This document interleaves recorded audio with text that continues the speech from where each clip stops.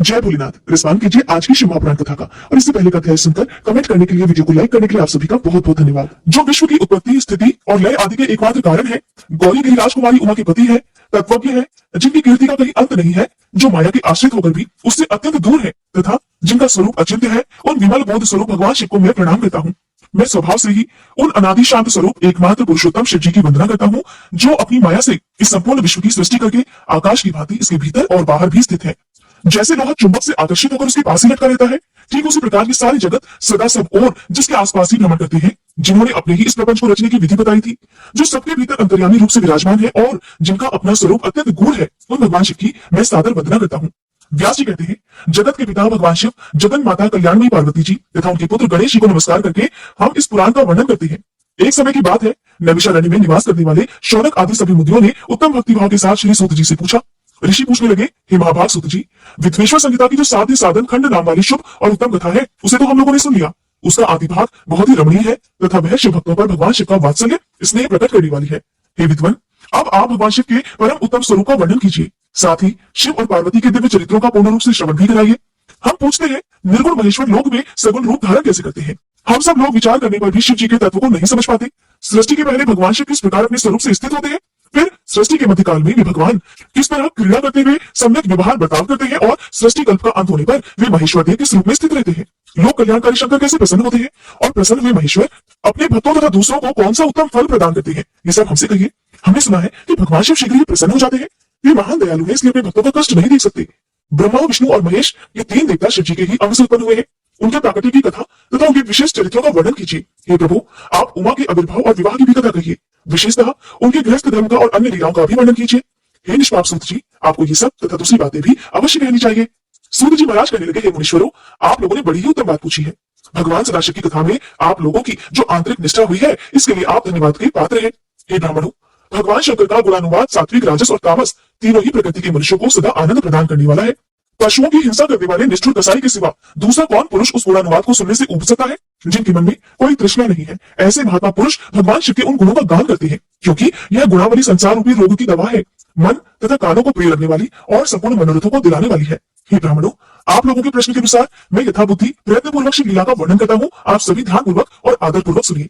जैसे आप लोग पूछ रहे हैं, उसी प्रकार देवर्षि नारद जी ने भी शिव रूपी भगवान विष्णु से प्रेरित होकर अपने पिता से पूछा था।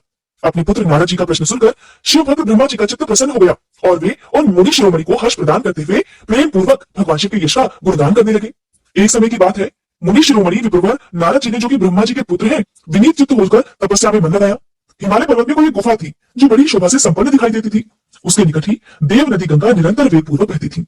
वहां एक महान दिव्य आश्रम था, जो नाना प्रकार की शोभा से सुशोभित था। दिव्यदर्शी नारद जी तपस्या करने के लिए उसी आश्रम में गए। उस गुफा को देखकर मुनिवर बड़े प्रसन्न हुए और सुदीर्घ काल तक वहां तपस्या करते रहे। उनका अंतःकरण बड़ा शुद्ध था। वे दृढ़ता पूर्वक आसन बांधकर मौन होकर प्राणायाम पूर्वक समाधि में स्थित हो गए। हे ब्राह्मणों, उन्होंने वो समाधि लगाई जिसमें ब्रह्म का साक्षात्कार कराने वाला अहम ब्रह्मास्मि अर्थात मैं ब्रह्म हूं ये विज्ञान प्रकट होता है। मुनिवर नारद जी जब इस प्रकार तपस्या करने लगे, उस समय यह समाचार पाकर देवराज इंद्र कांप उठे। वे मानसिक संताप से विवल हो गए कि नारद मुनि मेरा राज्य लेना चाहते हैं। मन ही मन ऐसा सोचकर देवराज इंद्र ने उनकी तपस्या में विघ्न डालने के लिए प्रयत्न करने की इच्छा की। उस समय देवराज ने अपने मन से कामदेव का स्मरण किया। स्मरण करते ही कामदेव जी आ गए। महेंद्र ने उन्हें नारद जी की तपस्या में विघ्न डालने का आदेश दे डाला। आज्ञा पाकर कामदेव वसंत को अपने साथ लेकर बड़े गर्व से उस स्थान पर गए और अपना उपाय करने लगे। उन्होंने वहां शीघ्र ही अपनी सारी कलाएं रच डाली। वसंत ने भी मदमत्त होकर अपना प्रभाव अनेक प्रकार से प्रकट किया।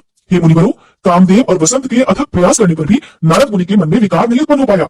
महादेव जी के अनुग्रह से उन दोनों का गर्व चूर्ण चूर्ण हो गया। शौनक आदि महर्षियों, ऐसा होने में जो कारण था उसे भी आदरपूर्वक सुनो। महादेव जी की कृपा से ही नारद मुनि पर कामदेव का कोई असर नहीं पड़ा। पहले उसी आश्रम में कामशत्रु भगवान शिव ने उत्तम तपस्या की थी, और फिर वहीं उन्होंने मुनियों की तपस्या का नाश करने वाले कामदेव को शीघ्र ही भस्म कर डाला था। उस समय रति ने कामदेव को पुनः जीवित करने के लिए देवतागणों से प्रार्थना की थी। तब देवताओं ने समस्त लोगों का कल्याण करने वाले भगवान शंकर से प्रार्थना की। उनकी प्रार्थना करने पर भी कहने लगे, हे देवताओं, कुछ समय व्यतीत होने के बाद कामदेव जीवित तो हो जाएंगे, परंतु यहाँ उनका कोई उपाय नहीं चल सकेगा। अमरगण, यहाँ खड़े होकर लोग चारों ओर जितनी दूर तक की भूमि को नेत्र से देख पाते हैं, वहां तक कामदेव की बाणों का कोई प्रभाव नहीं चल सकेगा, इसमें कोई संशय नहीं। भगवान शंकर के ऐसे वचन सुनकर उस समय वहां नारद जी के प्रति कामदेव जी का निजी प्रभाव मिथ्या साबित हुआ। वे शीघ्र ही स्वर्गलोक में देवराज इंद्र के पास लौट गए। वहां कामदेव ने अपना सारा वृतांत और मुनि का प्रभाव कह सुनाया। इसके बाद देवराज इंद्र की आज्ञा से वे वसंत के साथ अपने स्थान को लौट गए। उस समय देवराज इंद्र को बड़ा आश्चर्य हुआ। उन्होंने नारद जी की पूरी पूरी प्रशंसा की, परंतु शिव जी की माया से मोहित होने के कारण वे उस पूर्व वृतांत को स्मरण ही नहीं कर पाए। वास्तव में इस संसार के भीतर सभी प्राणियों के लिए शिव शंभू की माया को जानना और समझना बड़ा ही कठिन है। जिसने भगवान शिव के चरणों में अपने आप को समर्पित कर दिया हो, उस भक्त को छोड़कर शेष सारा जगत उनकी माया से मोहित हो ही जाता है। नारद जी भी भगवान शंकर की कृपा से वहां चिरकाल तक तपस्या में लगे रहे। जब उन्होंने अपनी तपस्या को पूर्ण हुई समझा, तब वे मुनि उससे विरत हो गए। कामदेव पर मेरी विजय हुई ऐसा मानकर उन मुनीश्वर के मन में व्यर्थ ही गर्व हो गया। भगवान शिव की माया से मोहित होने के कारण उन्हें यथार्थ बात का ज्ञान ही नहीं रहा, अर्थात वे ये नहीं समझ सके कि कामदेव के पराजित होने में भगवान शंकर का ही प्रभाव का कारण है। उस माया से अत्यंत मोहित होकर मुनि शिरोमणि नारद जी अपना काम विजय संबंधी वृतांत बताने के लिए तुरंत ही कैलाश पर्वत पर चले गए। उस समय वे विजय के मद से उन्मत्त हो रहे थे। वहां रुद्रदेव को नमस्कार प्रणाम करके गर्व से भरे हुए मुनि ने अपने आप को महात्मा मानकर तथा अपने ही प्रभाव से कामदेव पर अपनी विजय को समझकर उनसे सारा वृतांत कह सुनाया। वो सब सुनकर भक्त वत्सल भगवान शिव ने नारद जी से, जो कि अपनी अर्थात शिव जी की माया से ही मोहित होने के कारण काम विजय के यथार्थ कारण को नहीं जानते थे और अपने विवेक को भी खो बैठे थे, कहने लगे। रुद्र कहने लगे, तात नारद, तुम बड़े विद्वान हो और धन्यवाद के पात्र हो, परंतु मेरी बात ध्यान देकर सुनो। अब से फिर कभी ऐसी बात कहीं भी मत कहना, विशेषता भगवान विष्णु के सामने तो इसकी चर्चा बिल्कुल भी मत करना।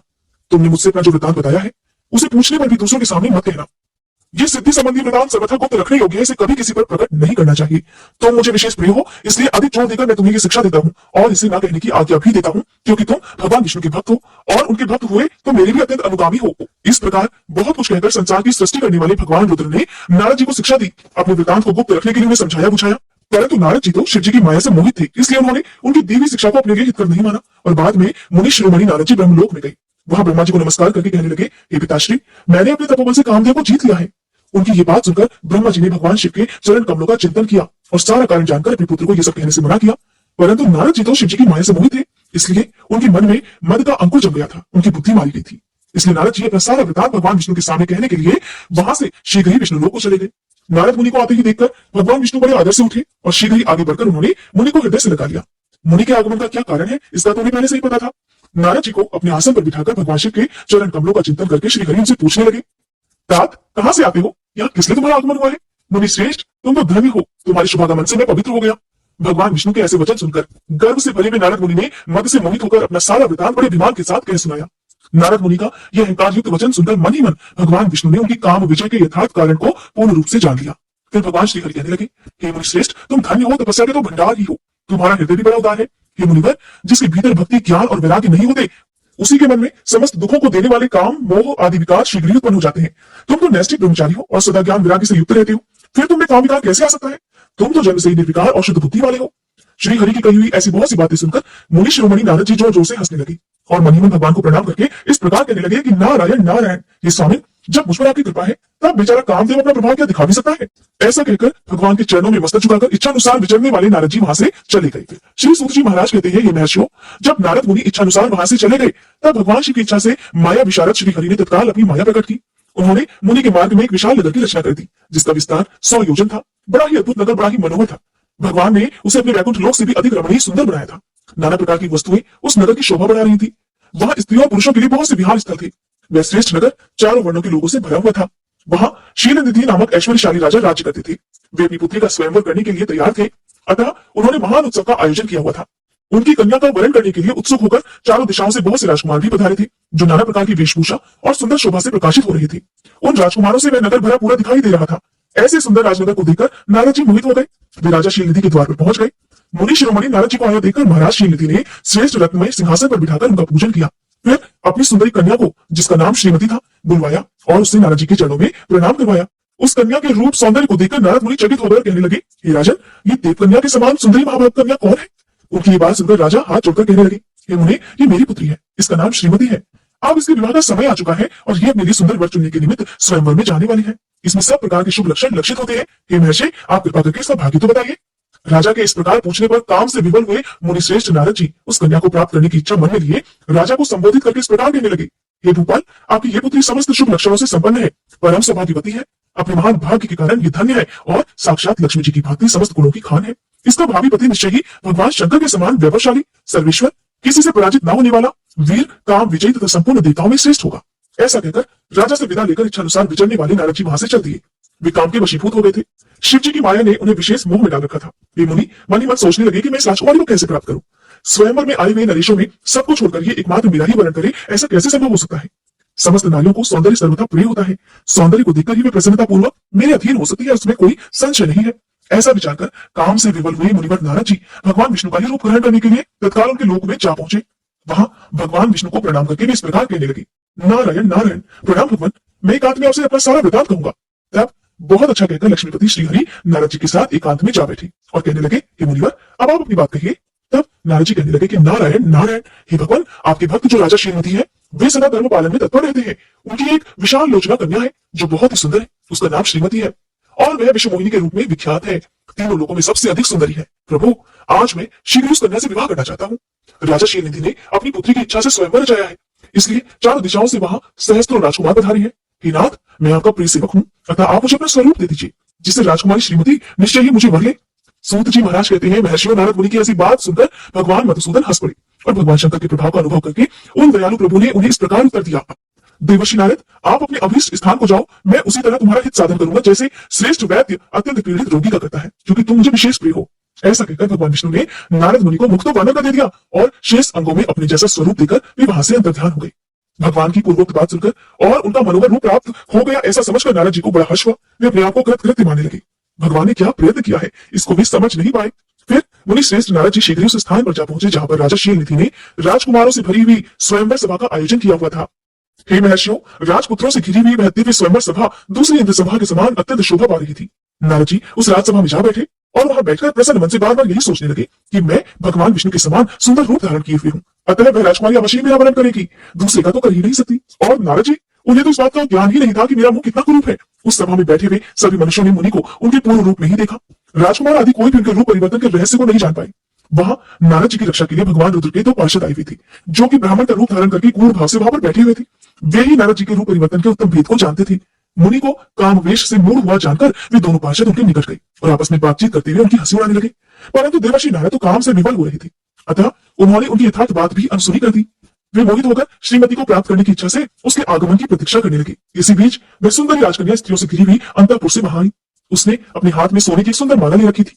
वह शुभ लक्षणा राजकुमारी स्वयंवर के मध्य भाग में लक्ष्मी जी के समान खड़ी हुई अपूर्व शोभा पा रही थी। उत्तम व्रत का पालन करने वाली वह भूप कन्या माला हाथ में लेकर अपने मन के अनुरूप वर का अन्वेषण करती हुई सारी सभा में घूमने लगी। नारद मुनि का भगवान विष्णु के समान शरीर और वानर जैसा मुंह देखकर वो क्रोधित हो गई और उनकी ओर से दृष्टि हटाकर प्रसन्न मन से दूसरी ओर चली गई। स्वयंवर सभा में अपने मनोवांछित वर को न देखकर वह भयभीत हो गई। राजकुमारी उस सभा के भीतर चुपचाप खड़ी रह गई। उसने किसी के भी गले में जयमाला नहीं डाली। इतने में ही राजा के समान वेशभूषा धारण किए भगवान विष्णु वहां पहुंचे। किन्हीं दूसरे लोगों ने उनको वहां नहीं देखा, केवल उस कन्या की ही दृष्टि उन पर पड़ी। भगवान को देखते ही उस परम सुंदरी राजकुमारी का मुख प्रसन्नता से खिल उठा। उसने तत्काल ही उनके कंठ में वरमाला पहना दी। राजा का रूप धारण करने वाले भगवान विष्णु उस राजकुमारी को अपने साथ लेकर तुरंत ही अदृश्य हो गए और अपने धाम में जा पहुंचे। इधर सब राजकुमार श्रीमती की ओर से निराश हो गए। नारद मुनि तो काम वेदना से आतुर हो रही थी, इसलिए वे अत्यंत विफल हो उठे। तब वे दोनों विप्र रूपधारी ज्ञान विशारद रुद्रगण काम विवल नारद जी से उसी क्षण कहने लगे, हे नारद जी, हे मुने, आप तो व्यर्थ काम से मोहित हो रही हो और सौंदर्य के बल से राजकुमारी को पाना चाहते हो। अपना वानर के समान घृणित मुंह तो देख लो। सूत जी कहते हैं, हे महर्षियों, उन रुद्रगणों का यह वचन सुनकर नारद जी को बड़ा विस्मय हुआ। वे शिव की माया से मोहित थे। उन्होंने दर्पण में अपना मुंह देखा। वानर के समान अपना मुंह देखकर वे तुरंत ही क्रोध से जल उठे और माया से मोहित होने के कारण उन दोनों शिवगणों को वहां श्राप देते हुए कहने लगे, अरे तुम दोनों ने मुझ ब्राह्मण का उपहास किया है, अतः तुम ब्राह्मण के वीर्य से उत्पन्न राक्षस हो जाओ। ब्राह्मण की संतान होने पर भी तुम्हारे आकार राक्षस के समान ही होंगे। इस प्रकार अपने लिए श्राप सुनकर वे दोनों ज्ञान शिरोमणि शिवगण मुनि को मोहित जानकर कुछ नहीं बोले। ब्राह्मणों वे सदा सब घटनाओं में भगवान शिव की ही इच्छा मानते थे, अतः उदासीन भाव से अपने अपने स्थान को चले गए और भगवान शिव की स्तुति करने लगे। श्री सूत जी कहते हैं, हे महर्षियों, माया मोहित नारद मुनि उन दोनों शिवगणों को यथोचित शाप देकर भी भगवान शिव की इच्छावश मनोनिद्रा से जाग नहीं सके। वे भगवान विष्णु के किए हुए कपट को याद करके मन में दुस्सह क्रोध लिए विष्णु लोक को गए और संविधा पाकर प्रज्वलित हुए अग्निदेव की भांति क्रोध से जलते हुए कहने लगे। उनका ज्ञान नष्ट हो गया था, इसलिए वे दुर्वचन पूर्ण व्यंग्य सुनाने लगे। नारद जी कहने लगे, हरे तुम बड़े दुष्ट हो, कपटी हो और समस्त विश्व को मुंह में डाले रहते हो। दूसरों का उत्साह या उत्कर्ष तुमसे सहा नहीं जाता। तुम मायावी हो, तुम्हारा अंतःकरण मलिन है। पूर्व काल में तुम्ही ने मोहिनी रूप धारण करके कपट किया, असुरों को वारुणी मदिरा पिलाई, उन्हें अमृत नहीं पीने दिया। छल कपट में ही अनुराग रखने वाले हरे, यदि महेश्वर रुद्र दया करके विष न पी लेते तो तुम्हारी सारी माया उसी दिन समाप्त हो जाती। विष्णुदेव, कपट पूर्ण चाल तुम्हें अधिक प्रिय है, तुम्हारा स्वभाव बिल्कुल अच्छा नहीं है, तब भी भगवान शंकर ने तुम्हें स्वतंत्र बना दिया है। तुम्हारी इस चाल ढाल को समझकर अब तो भगवान शिव भी पश्चाताप करते होंगे। अपनी वाणी रूप वेद की प्रमाणिकता स्थापित करने वाले महादेव जी ने ब्राह्मण को सर्वोपरि बताया है। हरे, इस बात को जानकर आज मैं बलपूर्वक तुम्हें ऐसी सीख दूंगा जिससे तुम फिर कभी कहीं भी ऐसा कर्म नहीं कर सकोगे। अब तक तुम्हें किसी शक्तिशाली या तेजस्वी पुरुष से पालन नहीं पड़ा था, इसलिए आज तक तुम निडर बने हुए हो, परंतु विष्णु अब तुम्हें अपनी करने का पूरा पूरा फल मिलेगा। भगवान विष्णु से ऐसा कहकर माया मोहित नारद मुनि अपने ब्रह्म तेज का प्रदर्शन करते हुए क्रोध से खिन्न हो उठे और शाप देते हुए कहने लगे, हे विष्णु, तुमने स्त्री के लिए मुझे व्याकुल किया है। तुम इसी तरह सबको मुंह में डाले रहते हो। ये कपटपूर्ण कार्य करते हुए तुमने जिस स्वरूप से मुझे संयुक्त किया था, उसी स्वरूप से तुम मनुष्य हो जाओ और स्त्री के वियोग का दुख भोगो। तुमने जिन बांधनों के समान मेरा मुंह बनाया था, वे ही उस समय तुम्हारे सहायक हो। तुम दूसरों को दुख देने वाले हो, अतः स्वयं भी तुम्हें स्त्री के वियोग का दुख प्राप्त हो। अज्ञान से मोहित मनुष्यों के समान तुम्हारी स्थिति हो। अज्ञान से मोहित हुए नारद जी ने मोहवश श्री हरि को जब इस तरह शाप दिया, तब उन्होंने शंभु की माया की प्रशंसा करते हुए उस शाप को खुशी खुशी स्वीकार कर लिया। इसके बाद महालीला करने वाले शंभु ने अपनी उस विश्व मोहिनी माया को, जिसके कारण ज्ञानी नारद मुनि भी मोहित हो गए थे, खींच लिया। उस माया के तिरोहित होते ही नारद जी भी पूर्ववत शुद्ध बुद्धि से युक्त हो गए। उन्हें पूर्ववत ज्ञान प्राप्त हो गया और उनकी सारी व्याकुलता जाती रही। इससे उनके मन में बड़ा विस्मय हुआ। वे अधिकाधिक पश्चाताप करते हुए बारंबार अपनी निंदा करने लगे। उस समय उन्होंने ज्ञानी को भी मुंह में डालने वाली भगवान शंभु की माया की सराहना की। तदनंतर यह जानकर कि माया के कारण ही मैं भ्रम में पड़ गया था, ये सब कुछ मेरा माया जनित भ्रम ही था, वैष्णव शिरोमणि नारद जी भगवान विष्णु के चरणों में गिर पड़े। भगवान श्री हरि ने उन्हें उठाकर खड़ा कर दिया।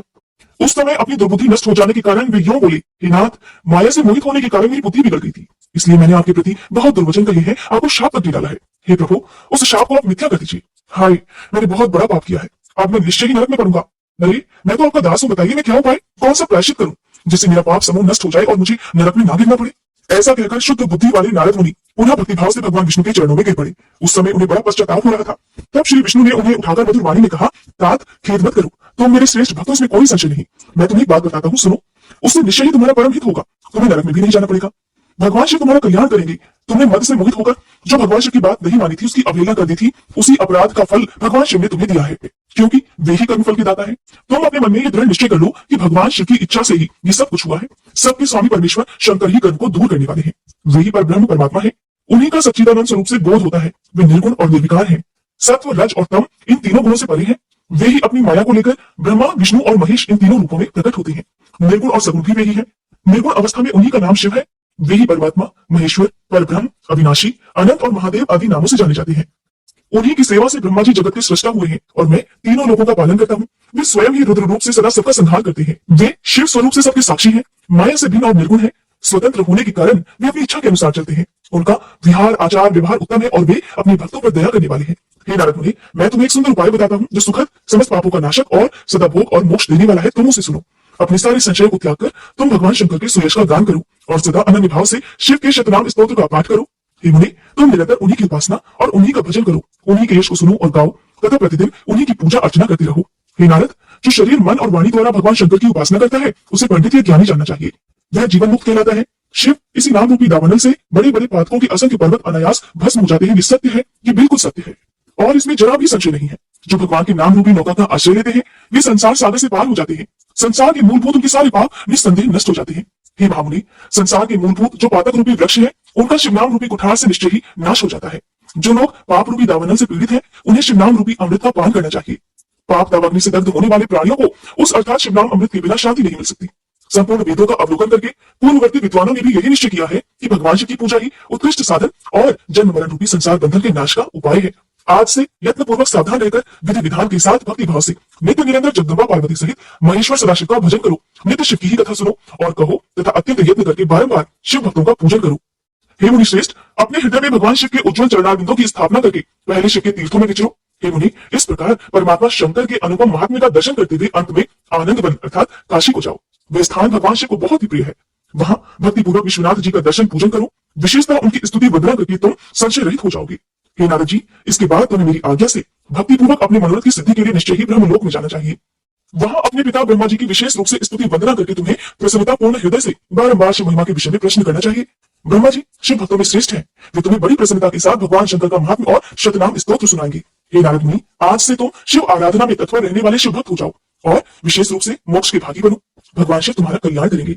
इस प्रकार प्रसन्न हुए भगवान विष्णु नारद मुनि को प्रेम पूर्वक उपदेश देकर श्री शिव का स्मरण, वंदन और स्तवन करके वहां से अंतर्ध्यान हो गए। इसके बाद क्या हुआ ये जानने के लिए कृपया आप हमारे चैनल पर अगले अध्याय के अनुसार जरूर कीजिएगा।